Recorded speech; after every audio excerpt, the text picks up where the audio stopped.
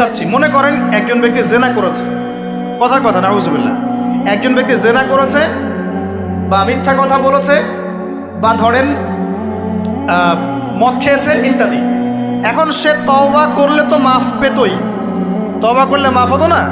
তওবা করলে মাফ তো পেতই। মনে করেন তওবা না করেই মারা গেছে, আল্লাহ পাক চাইলে কিয়ামতের মাঠে এই পাপও বিনা তওবাতেই মাফ করতে পারে। কথা বুঝতে পারছেন? বুঝতে পারছেন না মনে হয়।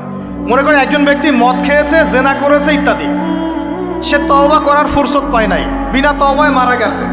আল্লাহ পাক চাইলে কিয়ামতের মাঠে তওবা না করা সত্ত্বেও আল্লাহ পাক তাকে মাফ করতে পারে। কিন্তু একজন ব্যক্তি শিরকের পাপ করেছে, তওবা না করে মারা গেছে, আল্লাহ পাক কিয়ামতের মাঠে শিরকের পাপ মাফ করবে। আমি কি বুঝতে পারছি? অন্য পাপের কারণে আল্লাহ রাব্বুল আলামিন শাস্তি দিয়ে হোক, কোনো একটা ভাবে হোক, নবীর সুপারিশের মাধ্যমে হোক, তাকে জাহান্নামে গেলেও সেখান থেকে বের করে জান্নাতে দিবেন ইনশাআল্লাহ।